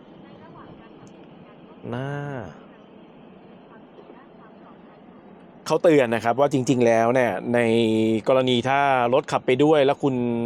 นะครับที่เป็นเจ้าของรถเนี่ยอยากจะนั่งแบบ Zero Gravity เขาก็จะบอกนะครับว่า มันจะมีความคุณต้องยอมรับเรื่องหนึ่งก็คือความปลอดภัยนะครับเพราะว่าในกรณีถ้าคุณอยู่ในท่า zero gravity ลักษณะนี้แล้วเกิดอุบัติเหตุนะครับเขาเรียกว่าไงเกิดอุบัติเหตุแรงๆเนี่ยมันจะค่อนข้างอันตรายแต่ X เพิงคิดมาแล้วครับนะครับแล้วก็เป็นเจ้าเดียวนะครับที่ตอนนี้นะครับมีแอร์แบ็กถึง9ลูกครับลูกที่8ลูกที่9นะครับก็คือซ่อนอยู่ในเบาะนี้เองในกรณีถ้าคุณนั่งแบบกึ่งนั่งกึ่งนอนในท่า zero gravity แบบนี้แล้วสมมุติว่าเกิดเหตุการณ์นะครับรถชนแบบรุนแรงนะฮะตัวคุณจะไม่หลุดจากเบาะครับเพราะว่าถ้าคุณอยู่ในท่า zero gravity อย่างเงี้ยตัวคุณสไลด์หลุดจากเบาะแน่นอนเพราะว่าเนี่ยมันกึ่งนั่งกึ่งนอนตัวคุณจะลอดตัวเบลเนี่ยออกไปเลยซึ่งอันตรายนะฮะแต่วิศวกร Next เพิงนะครับคิดมาเรียกว่าเป็นเจ้าแรกเลยนะครับที่ตอนนี้มีแอร์แบ็กอีก2ลูกลูกที่8ลูกที่9ฝังอยู่ที่เบาะนี้ในกรณีที่เกิดอุบัติเหตุรุนแรงตัวแอร์แบ็กเนี่ยก็จะระเบิดตัวออกมานะครับทำให้ตัวคุณเนี่ยลุกขึ้นมาตั้งตรงครับผมดังนั้นเนี่ยก็ไม่ต้องกลัวครับว่ากดอยู่ในโหมด zero gravity แบบนี้แล้วนะครับเกิดภาวะอุบัติเหตุแบบรุนแรงเนี่ยคุณจะนะครับอันตรายก็เรียกว่าคิดมาดีอันนี้กดปุ่มเดียวครับก็จะคลิกขึ้นมาเลยง่ายๆแบบนี้สบายมากเลยอุ้ยแค่ตัวเริ่มต้นคุณก็ได้ zero gravity seat หนังน้ำป้าแค่นี้คุณก็ฟินแล้วนะครับเนี่ยสบายมากเลยภายในนะครับสิ่งอำนวยความสะดวกมากมายไม่ว่าจะเป็นม่านแมนนวลแบบนี้นะฮะบังแดดได้นะครับแล้วก็มีจอนะครับที่ใหญ่โตอลังการตัวนี้เดี๋ยวผมถ่ายให้ดูจอตัวนี้นะครับขนาด21.4 นิ้วนี่ดูเอาใหญ่มากเลยนะครับแล้วก็แถมอินเทอร์เน็ตมาด้วยนะอันนี้เดี๋ยวไปเช็คเอาแล้วกันนะครับว่าเขาแถมนะครับ High Speed อินเทอร์เน็ตมาเนี่ยประมาณนานเท่าไหร่กี่ปีนะครับแต่นี่ฮะตอนนี้ผม เปิด YouTube แล้วครับแล้วก็เซิร์ชช่อง Fox Drive ขึ้นมาสบายๆเลยคุณแค่นี้ก็เอนเตอร์เทนแล้วนอกจากนี้นะครับเขายังมีรีโมทให้ด้วยนี่หน้าตารีโมทก็จะเป็นแบบนี้เจ๋งมากเลยนะครับเป็นแบบนี่มีทัชแพดด้วยนะครับในการคอนโทรลก็สามารถที่จะคอนโทรลเนี่ยฮะมันก็จะเป็นตัวเคอร์เซอร์ขึ้นมาลูกกลมๆแบบนี้ซ้ายขวาแบบนี้สบายนะฮะคอนโทรลอารมณ์แบบคล้ายๆของ Samsung อะไรฮะประมาณนั้นนะครับก็ดีให้มาเป็นอุปกรณ์มาตรฐานนะครับหรือจะไปทัชสกรีนที่หน้าจอเลยก็ได้นะครับก็ถือว่าดีนะครับโอเคเจ๋งไปเลยเนี่ยนี่ก็เจ๋งสุดๆแล้วแล้วนอกจากนี้นะครับมีจอปุ๊บเนี่ยห้องโดยสารหลังนะครับจะมีแอร์อีก3โซนนะครับนี่ครับซ้ายขวานะครับของแถวกลางแล้วก็โซนที่5ครับคือฝั่งหลังสามารถปรับแยกได้หมดเลยซึ่งผมมองว่าโหตัวนี้จัดเต็มจริงๆให้มาเรียกว่าคุ้มค่ามากนะแล้วนอกจากนี้นะก็เหมือนเดิมครับเรียกว่าเป็นสแตนดาร์ดของรถตู้ไปแล้วนะครับก็คือมีนะครับตู้เย็นนะครับแล้วก็จะมีตู้อุ่นนะครับตู้อุ่นนี้ก็คืออุ่นได้ถึง50องศาตู้เย็นนะครับความเย็นสูงสุดอยู่ที่0องศาครับสบายนี่เปิดออกมาได้เลยนี่แช่เครื่องดื่มหรืออะไรจัดไปครับนี่เป็นระบบไฟฟ้าด้วยเก๊เปิดออกมาแบบหรูหราอลังการนะเยี่ยมเลยนี่ปิดก็ปิดไฟฟ้าครับดูดีไฮโซก็เรียกว่าเอนเตอร์เทนเมนต์สมบูรณ์แบบแล้วนอกจากนี้ยังมีนะครับพาโนรามิกรูฟในโซนหลังด้วยแล้วสิ่งที่ผมพรีเซนต์ไปนะครับนั่นก็คือแอร์ครับเดี๋ยวถ่ายให้ดูอีกทีแอร์เนี่ยก็จะเป็นอารมณ์แอร์นะครับที่เป็นออกมาจากช่องแอร์แบบลักษณะแบบนี้คือจะเป็นการเป่าที่เรียกว่ามันกระจายแรงลมเนี่ยไปทั่วทั้งห้องโดยสารนะครับจะรู้สึกว่าไม่ได้ว่าโดนจ่อเข้ามาที่หัวหรือศีรษะเนี่ยรู้สึกว่าสบายและไม่ปวดหัวครับแล้วที่เห็นอยู่นี่ก็ยังไม่จบนะฮะรุ่นใหม่นี้นะครับมีแอดออนในเรื่องของ Ambient Light ซึ่งเป็น Ambient Light แบบนี้ครับทูโทนนะครับฝั่งหลังเนี่ยเราเลือกเป็นสีฟ้าออกเขียวๆนะฮะแล้วมาฝั่งหน้าเนี่ยเป็นสีชมพูจะเห็นไหมครับว่ามันจะมีการมิกซ์กันได้ด้วยในเรื่องของ Ambient Light ก็เป็นเฟอร์นิเจอร์เรียกว่าทริมการตกแต่งที่ทำให้รู้สึกว่าเจ้า X9 เนี่ยมีการอัปเกรดมากกว่าเดิมนอกเหนือจากในเรื่องของสมรรถนะแล้วในเรื่องความหรูหราเอาใจนะครับผู้โดยสารที่ชอบความหรูนะครับเป็นสรณะเนี่ยบอกเลยว่าคุณถูกใจแน่นอนเรามาเช็คกันหน่อยนะครับว่าเล่นนะครับ YouTube เนี่ยเป็นยังไงโอ้เร็วนะแรงด้วยนะครับเดี๋ยวเพิ่มเสียงนิดนึงโอ้โหคุณดูฟ็อกไดฟ์แบบ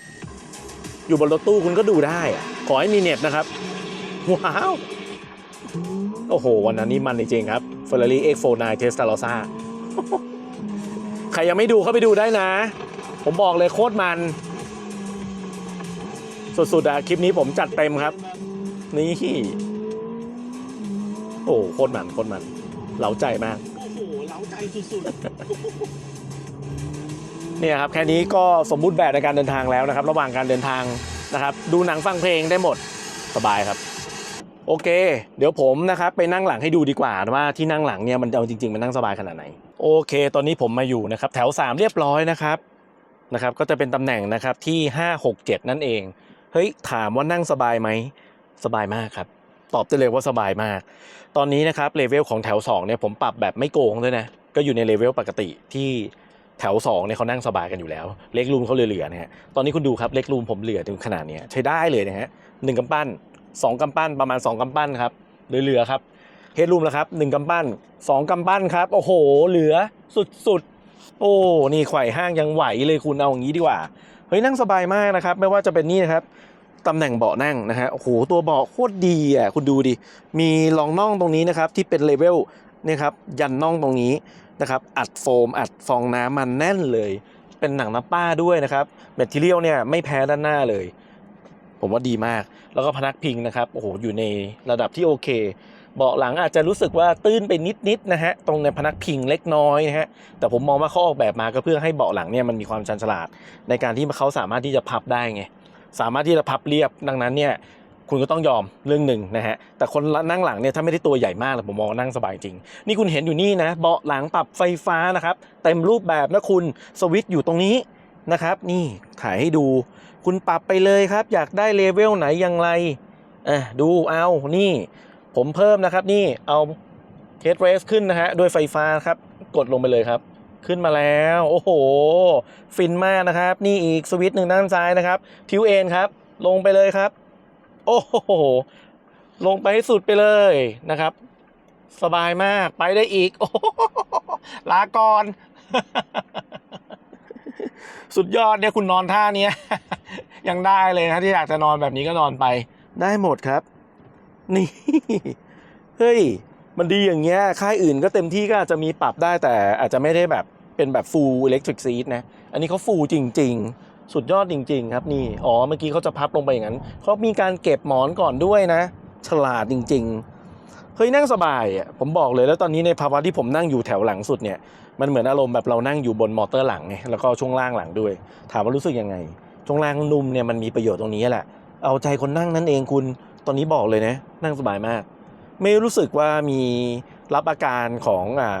เผาหลังแล้วมีความรู้สึกว่าได้รับแรงกระแทกเต็มๆอะไรเฮ้ยผมว่านั่งสบายมากอารมณ์แม่งเหมือนนั่งอยู่โซนกลางๆเลย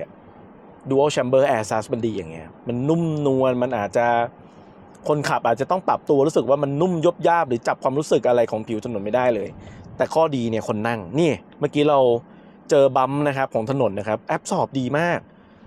โอ้เนี่ยดีมากโอ้โหนั่งแล้วไม่เวียนหัวอย่างนี้ดีกว่าปกติช่วงล่างหลัง Multi Link เนี่ยแล้วเป็นพวก Air Suspension เนี่ยถ้าเซตมาไม่ดีเนี่ยผมบอกเลยนะเวียนหัวจะอ้วกคันนี้ไม่เป็นนะครับกลายเป็นว่ามันทำมาเพื่อคนนั่งจริงๆแถวกลางในเพอร์เฟกต์อยู่แล้วแถวหลังยังถือว่ายอดเยี่ยมเลยครับโอ้ถือว่าโอเคมากๆเลยสำหรับช่วงล่างแบบนี้ที่เซตมานะครับเจ้า X9 เอาใจไปเลยผมให้คะแนนนะครับช่วงล่างเนี่ยเมื่อกี้ก็จะหลุมนะฮะเราขับตรงนี้ผมจำได้ทุกหลุมเลยเมื่อกี้รับได้เลยนี่ขนาดว่านั่งอยู่แถว3นะแถวกลางนี่คงเหมือนว่าไม่รู้สึกอะ แถวหลังเนี่ยจะรู้สึกเล็กน้อยแต่ไม่มีอะไรเลยโคตรดีนั่งสบายจริงๆคอนเฟิร์มนะใครถามว่านั่งสบายไหมแถว2แถว3สบายมากครับขนาดว่าเป็นแถว3ยังสบายเลยครับแล้วก็แถว3นั่งได้ดีมากคุณภาพเบาะยอดเยี่ยมนะครับปรับเบาะไฟฟ้าเต็มรูปแบบแหมดีจริงๆที่วางแขนดีนะฮะนี่สวิตช์ต่างๆโอ้โหมีเห็นอย่างนี้มีเบาะอุ่นด้วยนี่สำหรับคนขี้หนาว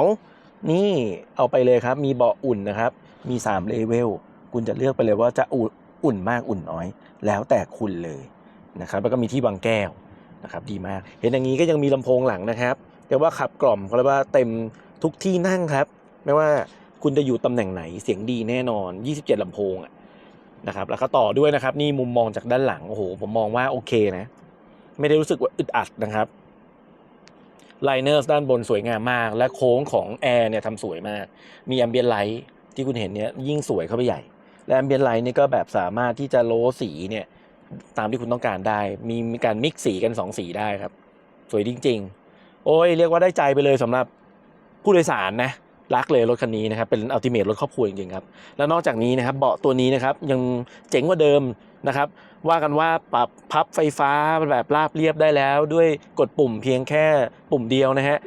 วันนี้นะครับสามารถพับแยกได้แล้วนะครับในอัตราส่วน60-40ในกรณีถ้าคุณมีผู้โดยสารมานะครับที่อยากจะให้มานั่งหลังด้วยไม่ได้ว่าพับหมดเพื่อมาวางของนะครับคุณก็ยังมีพื้นที่คุณเลือกเอาว่าคุณจะให้เขานั่งในส่วน60หรือ40นะครับเลือกได้โอ้อันนี้ดีมากๆเลยครับพามาดูนะครับตัวนะครับเบาะหลังที่บอกว่าพับได้อิสระมากกว่าเดิมกันดีกว่านะครับมาดูกันก่อนพับนะครับ X9 ก็เป็นรถตู้ที่ดีอยู่แล้วคุณดูนี่ลึกมากนะครับแค่ตรงนี้เนี่ยก็วางกระเป๋าเดินทางโดยปกติเนี่ยโอ้โหผมว่าหลายใบอยู่แล้วนะครับเห็นปกติเนี่ยเอาถุงกอล์ฟเนี่ยมาตั้งนะครับฟูลไซส์เนี่ยตั้งแบบแนวสูงเนี่ยได้ถึง4ใบอยู่แล้วนะฮะหรือถ้าอยากได้เพิ่มกว่านี้ก็จัดไปครับตอนนี้สังเกตนะครับสัดส่วนเบาะนะครับจะแบ่งเป็น60-40ไม่จำเป็นต้องพับพร้อมกันแล้วก็ได้นะบอกได้เลยสมมุติว่าผมอยากเอาโซนของส่วน60ลงนะฮะส่วนซ้ายกดค้างลงไปครับ3วินะครับ1 2 3ปล่อยครับโอเคเขาจะไปพับข้างหน้าก่อนนะครับเพราะว่าถ้าแถว2เนี่ยเขาเรียกว่าถอยมามากเกินไปเนี่ยเขาต้องผ่านแถว2ขึ้นไปก่อนตอนนี้ก็พับเรียบร้อยครับตีนกากลับมาด้วยนี่คือบอกเลยว่าดีมากดังนั้นเนี่ยในกรณีถ้าสมมุติว่าคุณเป็นครอบครัวใช่ไหมคุณเอาพี่เลี้ยงไปด้วยพี่เลี้ยงเด็กก็ต้องนั่งเบาะนี้นะฮะสบายอยู่แล้วนะครับไม่จำเป็นต้องมองว่าเฮ้ยคุณต้องพับกลายเป็นพื้นที่เก็บของหมดพี่เลี้ยงไม่มีที่นั่งตอนนี้ก็สบายแล้วครับมีดิจิตอลเรียร์วิวมิเรอร์มาเป็นสแตนดาร์ดทุกรุ่นย่อยนะครับ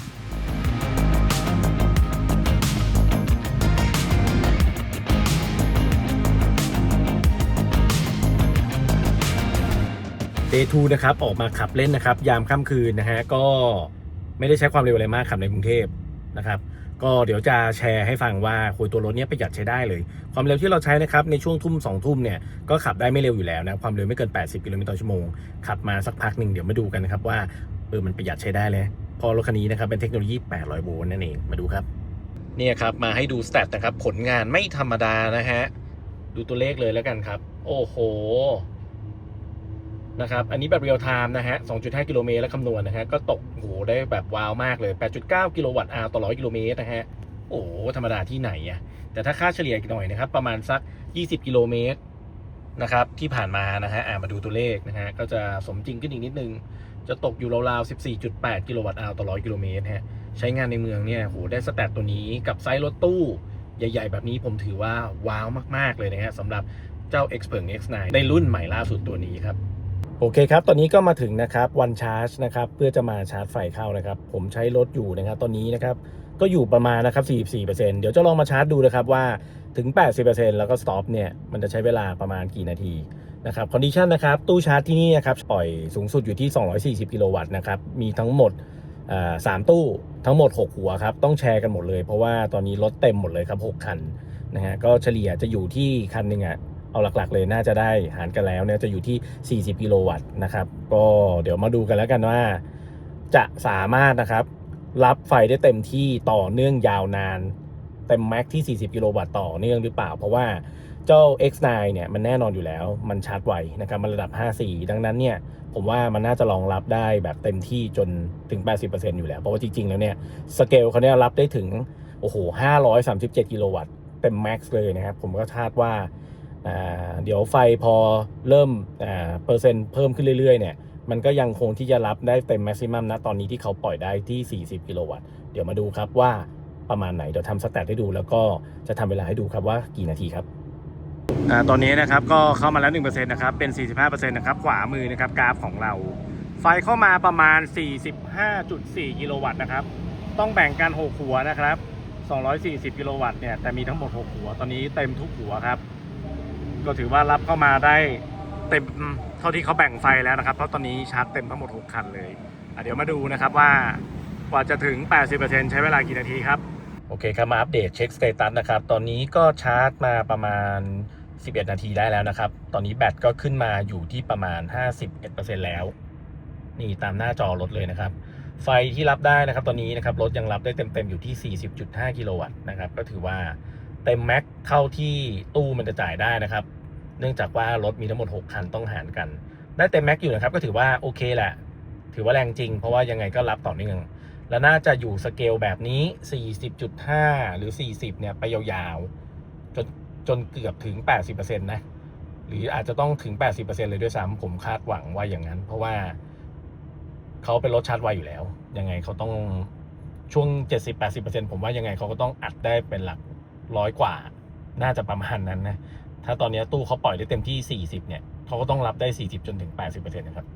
อัปเดตนะครับตอนนี้ชาร์จมานะครับ25 นาทีแล้วนะครับจาก 44% เป็น 60% ครับขึ้นมา 16% 25 นาทีช้าเหมือนกันนะ เพราะว่ามันต้องแบ่งกันนะครับรถเต็มเกือบทุกตู้นะฮะและตอนนี้นะครับชาร์จอยู่ไม่ใช่6คันแล้วเหลืออยู่5คันครับไฟเลยเข้ามาแรงอีกนิดนึงได้52กิโลวัตต์ครับก็เข้าใจนะในภาวะที่เราต้องมาแชร์กันชาร์จกันเต็มที่อย่างเงี้ยจากนะครับที่สเปคเขาบอกว่าโซนนี้ชาร์จได้ถึง240กิโลวัตต์เอาจริงๆแล้วมันต้องแชร์กันเยอะประมาณนี้นะครับโอเคครับมาอัปเดตกันนิดนึงนะฮะตอนนี้นะครับก็รอไปอยู่ประมาณนะครับ44เกือบจะ45นาทีแล้วนะครับ นี่แหละครับโลกความเป็นจริงฮะเอาว่านะครับตัวรถเนี่ยจะล้ำยุคขนาดไหนนะฮะถ้าเรานะครับ จะชาร์จเร็วแค่ไหนก็ตามอันนี้คือโลกความเป็นจริงเพราะว่านะครับหาตู้ชาร์จนะครับแรงๆตอนนี้แถวบ้านไม่มีแล้วนะครับก็เท่าที่เจอเนี่ยตอนนี้ก็ตรงที่นี่แหละนะครับมี3ตู้รวมกัน240แต่ตอนนี้รถเต็มตลอดเวลาชาร์จเสร็จสักพักหนึ่งนะครับบางคันออกก็มีคันเข้ามาตลอดเวลาเลยนี่ก็คือความเป็นจริงของการใช้รถไฟฟ้านะครับสำหรับคนที่ใช้อยู่นะแล้วก็สังเกตครับพอ240เนี่ย6คันเต็มเขาเท่ากับว่าหารกันหมดฮะคันหนึ่งก็จะได้ประมาณเต็มที่ก็40กิโลวัตต์ผมไม่เห็นแล้วฮะสังเกตตั้งแต่40กว่าไล่มา50-60%นะฮะไฟมันก็จะเข้าอยู่ประมาณนี้ฮะเลนจะอยู่ที่ประมาณ40จนถึง56กิโลวัตต์อยู่แค่นี้เองตอนที่ช่วงที่ได้56เนี่ยก็คือมีรถออกนะฮะถ้ารถเข้ามาเต็มอีกทีนึงนะฮะเนี่ยอย่างตอนเนี้ย 77% ตอนนี้ไฟเข้า 38.1 กิโลวัตต์เองนะฮะใช้เวลาเนี่ยเกือบชั่วโมงแล้วนะฮะจาก 44% จะถึง 80%ตอนนี้ 77% ละใช้ไป 46 นาทีนะเดี๋ยวดูแล้วกันนะครับว่าผมว่า 80% ก็น่าจะไปจบอยู่ราวๆประมาณ50นาทีแหละนี่แหละคือนะครับความเป็นจริงที่เกิดขึ้นนะครับกับการใช้รถไฟฟ้านะฮะถึงแม้ว่าตัว X9 นะครับรุ่นใหม่เนี่ยจะรองรับการชาร์จแบบ DC Fast Charge ได้ถึงแบบ 5C ก็ตามนะฮะแต่ในสภาวะที่คุณจะเจอตู้ที่ปล่อยได้เต็มๆแบบ720กิโลวัตต์หรือจะเป็น900กิโลวัตต์เลยก็ตามนะฮะในภาวะที่คุณจะเจอตู้นั้นๆเนี่ย เรียกว่ามันก็น้อยนะฮะเพราะสถานีชาร์จลักษณะแรงๆแบบนี้มันไม่ได้มีทั่วถึงแล้วถึงมีบางที่ก็ปิดเนี่ยล่าสุดเนี้ยตรงวันชาร์จที่ผมไปชาร์จประจำตรง RCA ก็ปิดนะฮะเพราะว่าดันตรงผับเนี่ยก็มีการสร้างสเตจเพื่อจะรองรับนะครับสงกรานต์ที่จะเกิดขึ้นก็เลยปิดซะงั้นเนี่ยประมาณว่าก็ประมาณนี้นะครับถ้าชาร์จแบบทั่วๆไปที่เจอพวกตู้ชาร์จที่ปล่อย240หรือถ้ายิ่งไม่ถึงเนี่ยยิ่งหนักเลยนะแล้วยิ่งต้องมาแชร์กับเพื่อนๆที่มาชาร์จด้วยเนี่ยเราก็จะเห็นสภาพความเป็นจริงครับว่าไม่ว่าจะเคลมไว้ว่าเท่าไหร่จะ 5C 4C หรืออะไรก็ตามความเป็นจริงก็คือความเป็นจริงครับก็ตอนนี้ก็ต้องนั่งรอกันไปนะครับ47นาทีนะครับตอนนี้ได้มา 77% ครับอีก 3% เท่านั้นเองครับอดทนอีกนิดนึงนะเดี๋ยวอัปเดตให้ดูครับโอเคครับตอนนี้เต็มที่ 80% ที่ต้องการไว้แล้วนะฮะโอเคเดี๋ยวมาดูกันว่ายังไงโอเคแอปตอนนี้ยังไม่นะครับยังไม่ถึง 80% เดี๋ยวถึง 80% แล้วก็ stop เลยก็ได้จริงๆ stop เลยก็ได้ไม่เป็นไรอิงจากรถดีกว่า80% ผมพอใจละใช้เวลาชาร์จไปทั้งหมดนะครับน่าจะประมาณ51นาทีประมาณนั้นโอเคตอนนี้นะครับแบตได้กลับมานะครับตอนนี้ได้ 80% และโอเคนะครับระยะเวลาที่ชาร์จนะครับนี่เขาคำนวณให้เสร็จเลยบนรถนะฮะอยู่ที่52นาทีตามที่บอกไว้เลยก็ตามที่เห็นนะฮะความเป็นจริงก็คือความเป็นจริงนะฮะก็คือว่าในสภาวะที่เราจะหาตู้ชาร์จเนี่ยมันยากมากที่จะไปเจอพวกตู้แบบซูเปอร์ฟาสต์ชาร์จแบบ720กิโลวัตต์ขึ้นไปนะฮะหรือถ้ามีเนี่ยมันก็อาจจะแบบไม่แน่ใจนะบางครั้งมันก็ปิดบ้างอะไรบ้างก็จะมาเจอตู้ชาร์จแบบทั่วๆไปแบบนี้ฮะอย่างนี้ก็ของวันชาร์จแล้วนะครับชาร์จ X by One Charge ก็ถือว่าก็ปล่อยกระแสไฟได้ค่อนข้างโอเคครับ240กิโลวัตต์แต่ในกรณีที่ต้องแบ่งกันชาร์จแบบเต็มที่อย่างเงี้ย3ตู้6คันนะครับ เราจะรับได้เต็มที่เนี่ยโดยเฉลี่ยแล้วคันหนึ่งนะครับ40กิโลวัตต์เท่านั้นเองแล้วก็จะมีอัพมีดาวนะครับขึ้นอยู่กับตอนที่รถที่เข้าออกเท่านั้นเองถ้ารถมีออกก็จะขึ้นมาอีกนิดนึงนะครับเร็วขึ้นไปอีกนิดนึงไม่เกิน55ครับอยู่เท่านี้เองไม่ถึง60โดยซ้ำนะฮะดังนั้นเนี่ยจาก 44% จนถึง 80% เนี่ยใช้เวลาชาร์จเนี่ยถึง52นาทีอันนี้ต้องว่ากันไปถึงแม้ว่าตัวรถเนี่ยจะรับกระแสไฟได้แรงเร็วระดับ5 4ตรงนี้ผมเลยมองว่าก็จะเห็นผลเลยนะว่ายังไงก็ต้องรออยู่ดีนะฮะแต่ถ้าคุณนะครับหาที่ชาร์จตู้ชาร์จแรงจริงๆได้เนี่ยอันนี้ก็ถือว่าเป็นผลประโยชน์นะครับก็น่าจะรับได้เต็มแม็กซิมัมที่เขาทำได้ครับ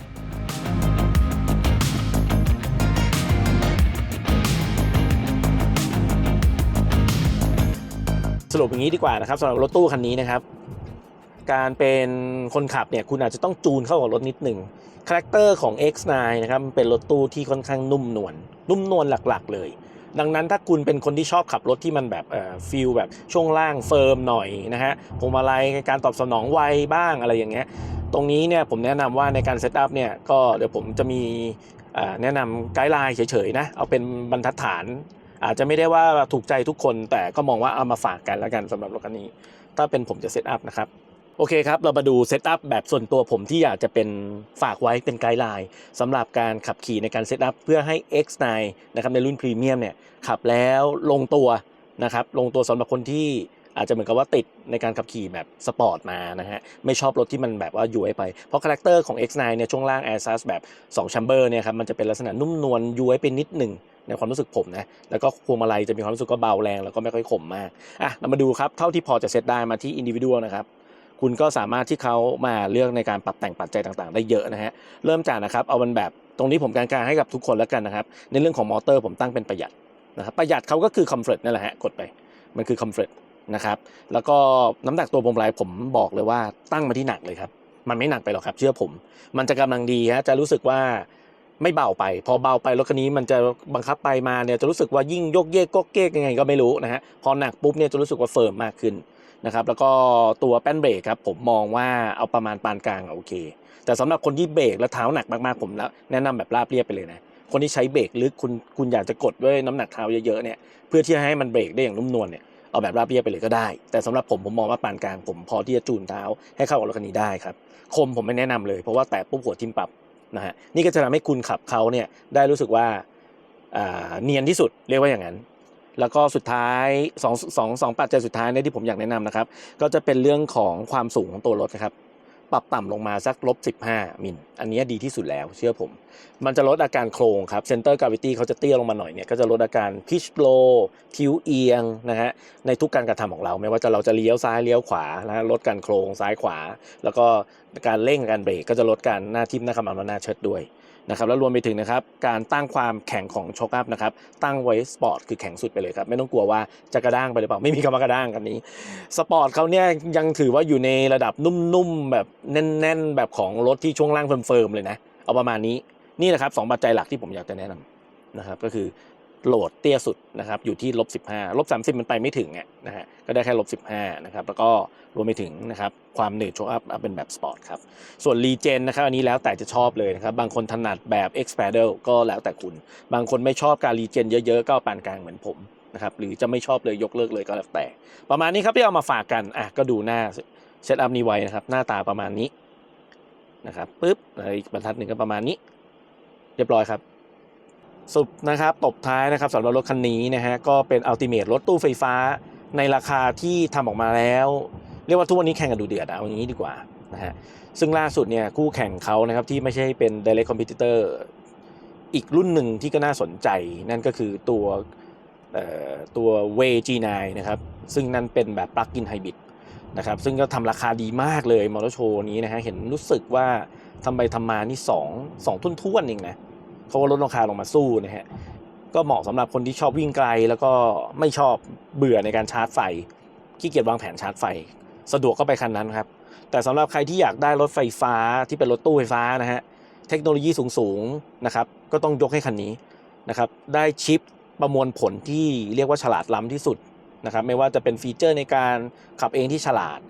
การเข้าที่จอดรถที่ฉลาดนะครับแล้วก็รวมไปถึงฟังก์ชันต่างๆที่สามารถทำได้มากมายสำหรับรถคันนี้ไม่ว่าจะเป็นการแดรกตัวรถออกมาจากที่จอด ให้เข้าไปจอดเองพวกนี้เขาทำได้ดีหมดนะครับแล้วก็โดดเด่นเหนือใครเพราะว่าชิปมันยิ่งแรงขึ้นไปก็ยิ่งเก่งครับและอนาคตยังรองรับถึงนะครับเห็นชิปตัวนี้เนี่ยทางผู้specialist product specialist เล่าให้ผมฟังว่าถ้ามันถึงณวันที่ประเทศไทย approve เนี่ยโอ้โหรถคันนี้เรียกว่าขับเองได้แบบเรียกว่าจะว่าไปแล้วเหมือน 2.5 เกิน 2.5 เลเวล 2.5 ขึ้นไปแล้วนะฮะเรียกว่ามันเก่งฉลาดขนาดนั้นเลยหรือเกือบจะไปเลเวล 3 แล้วก็เคลมว่าอย่างนั้นนะจริงไม่จริงอันนี้ผมก็ไม่แน่ใจแต่ได้ข้อมูลมาก็มาเล่าสู่กันฟังว่าชิปตัวนี้มันรองรับไปได้ไกลขนาดนั้นนะครับไม่ธรรมดาแล้วก็จับตาดูค่ายนี้ให้ดีในอนาคตเพราะว่าเขาจะเน้นพัฒนาไปในเรื่องของเทคโนโลยีที่ก้าวล้ำมากๆนะฮะไม่ว่าจะเป็นชิปประมวลผลหรือซอฟต์แวร์ที่ชาญฉลาดนะครับค่ายนี้สำหรับคนที่ชอบเทครักเทคเนี่ยก็แนะนำเลยครับว่าเจ้ารถตู้คันนี้ตอบสนองความต้องการคุณได้แน่นอนแล้วถ้าคนที่ชอบรถตู้แบบนุ่มนวลชวนฝันช่วงล่างนุ่มๆนะฮะคุณไม่ได้แคร์เพราะคุณไม่ได้ขับเองคุณให้คนขับรถขับคุณชอบนั่งอยู่แถว2เป็นหลักอยู่แล้วเนี่ยผมก็มองว่าไม่ผิดที่คุณจะชอบรถลักษณะรถตู้เอานุ่มเป็นหลักนะฮะก็ปล่อยให้เป็นหน้าที่ของคนขับรถที่จะต้องปรับตัวให้เข้ากับช่วงล่างนุ่มนวลแบบนี้ไปละกันนะฮะกับความคุ้มค่าราคา 2,399,000 บาทกับรถคันนี้ที่ได้ไม่ว่าจะเป็นเบาะหนังน้ำป้าเลี้ยวล้อหลังนะครับได้ชาร์จไวแบบ 5C นะครับเทคโนโลยีแบตแบบ800โวลต์ซึ่งทั้งชาร์จไวไม่พอประหยัดด้วยขับมาแล้วพูฟมาแล้วว่ารถมันก็น่าใช้จริงๆนะฮะราคาดีด้วยนะครับแหมวันนี้นะครับกับราคานี้ถ้าผมจะให้ดาวผมก็ให้ไปเลยครับคันนี้นะครับ4 ดาวครึ่งครับจาก Ford Drive